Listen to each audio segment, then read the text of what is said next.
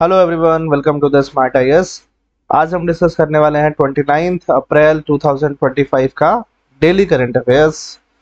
तो today we are going to talk about two topics.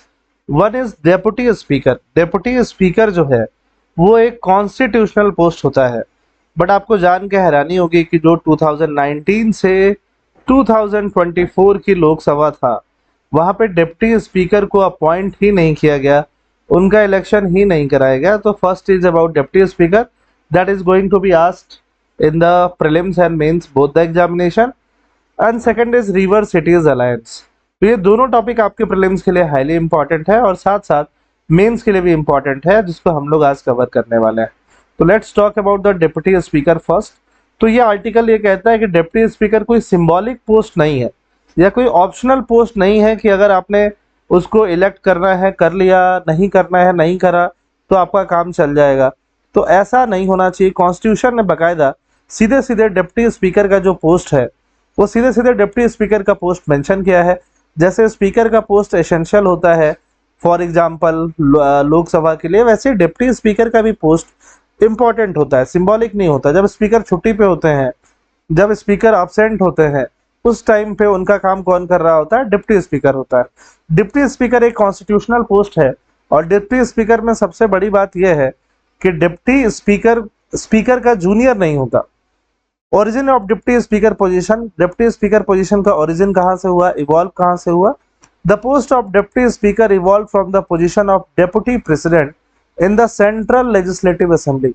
जब British India का rule चल रहा था उस टाइम पे, तो सेंट्रल लेजिस्लेटिव असेंबली में एक डिप्टी प्रेसिडेंट का पोस्ट होता था।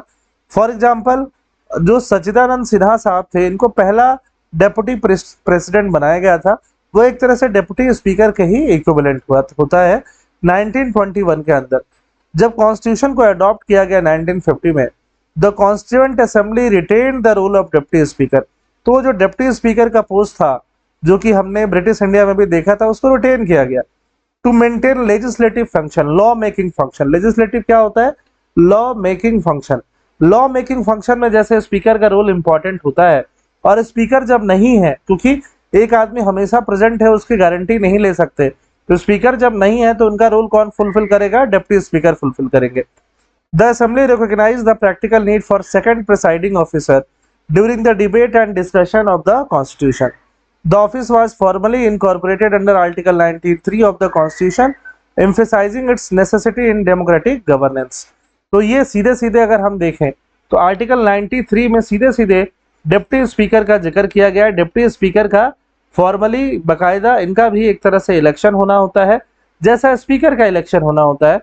फॉर एग्जाम्पल जितने भी लोकसभा के मेंबर होते हैं वो स्पीकर को इलेक्ट करते हैं और साथ साथ डिप्टी स्पीकर को भी इलेक्ट करते हैं। बट जो ध्यान देने वाली बात है, कॉन्स्टिट्यूशन ने ये मेंशन नहीं किया हुआ है कि स्पीकर का इलेक्शन या डिप्टी स्पीकर का इलेक्शन कितने दिन के ड्यूरेशन में हो जाना चाहिए। एज सुन एज पॉसिबल जो है, ऐसे वर्डिंग कॉन्स्टिट्यूशन यूज करता है और उसी लूप होल को देखते हुए स्पीकर को बहाल ही, डिप्टी स्पीकर को लाया ही नहीं गया। जब 2019 से 24 की बात करते हैं, हम पुराने टाइम में चलें तो एम ए अयंगर साहब became the first elected deputy speaker of Lok Sabha in 1952 and later served as acting speaker after जीवी मालवलंकर डेथ। जीवी मालवलंकर साहब के डेथ के बाद सीधे सीधे एम ए अयंगर साहब ने डिप्टी स्पीकर का रोल प्ले किया था। कॉन्स्टिट्यूशनल प्रोविजन क्या है? 95 clause 1। It provides that deputy speaker performs the duties of the speaker if the post is vacant. Article 93, Lok Sabha shall as soon as may be elect to member as speaker and deputy speaker, signalling urgency. Urgency बताता है कि as soon as may be, जैसे ही Lok Sabha form हो, as soon as may B, जितना जल्दी से जल्दी हो पाए, स्पीकर और डिप्टी स्पीकर को इलेक्ट कर लेना चाहिए। इलेक्ट अर्जेंसी है यहाँ पे, बट फिर भी article 178 it contains the corresponding provision for the speaker and deputy speaker. कहाँ पे? स्टेट असेंबली में, और ये कहाँ पे है? लोकसभा। लोकसभा मतलब सेंटर, स्टेट असेंबली मतलब स्टेट। रेजिग्नेशन कैसे होता है? आर्टिकल 94 ये बोलता है स्पीकर डिप्टी स्पीकर क्या कर सकते हैं? Will vacate office if they cease to be a member of the house. जब वो लोकसभा के हाउस ही नहीं रहेंगे तो इसका मतलब वो उनका स्पीकर और डिप्टी स्पीकर वाला पोस्ट भी चला जाएगा। वो रिजाइन भी कर सकते हैं। स्पीकर डिप्टी स्पीकर को लिख के रिजाइन कर सकते हैं, डिप्टी स्पीकर स्पीकर के नाम लिख के रिजाइन कर सकते हैं, या उनको हटाया भी जा सकता है। हटाने के लिए एक तरह से वहां पे एब्सोल्यूट मेजॉरिटी पास करना पड़ेगा, एक तरह से मैं बोलूँ इफेक्टिव मेजॉरिटी पास करना पड़ता है। ठीक है, एब्सोल्यूट मेजॉरिटी तो नहीं बोलूंगा मैं, इफेक्टिव मेजॉरिटी पास करना पड़ता है। ठीक, compulsion of choosing deputy speaker. The constitution does not specify a time frame for choosing the deputy speaker that allows government to delay और avoid its appointment. Constitution specify नहीं करता एक टाइम फ्रेम, तो इसी की वजह से ये डिले हम लोगों ने देखा। Why the deputy speaker is indispensable, indispensable क्यों है? स्पीकर का वर्कलोड यहाँ पे शेयर होता है। The speaker duties are too extensive to chair every sitting. Deputy speaker sustain proceeding when the speaker is unavailable. Neutral presiding, neutral presiding है। Once elected deputy speaker like the speaker must act impartially. जैसे कि speaker काम करते हैं, deputy speaker को भी वैसे ही काम करना चाहिए। डेकोरम को अपहोल्ड करना चाहिए, प्रोसीजर को फॉलो करना चाहिए। Committee and debate oversight, chair select committee and preside over sensitive debate safeguarding orderly legislative business. Bipartisanship convention, though not in the constitution, the post is customarily offered to an opposition member, fostering moderation and cross party trust. Post जो है generally opposition member को दे दिया जाता है। अभी continued vacancy हमें देखने में मिल रहा है।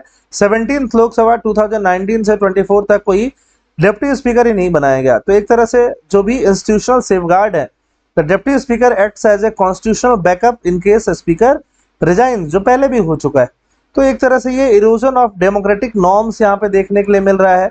आप पार्लियामेंट्री डिक्लाइन बोल सकते हो, डेमोक्रेटिक बैक स्लाइड बोल सकते हो, ये सारा टर्म यहाँ पे आप यहाँ पे ऑफर कर सकते हो। तो जो भी यहाँ पे एग्जाम्पल्स है, खासकर article 93 is very very important, क्योंकि डिप्टी स्पीकर का पोस्ट वही से आता है। वे फॉरवर्ड क्या है, कॉन्स्टिट्यूशन में अमेंड किया जाए और डिप्टी स्पीकर का जो इलेक्शन है उसके लिए एक टाइम लाइन फिक्स किया जाए। मे बी 60 डेज, 30 डेज, कुछ भी एक टाइम लाइन फिक्स किया जाना चाहिए।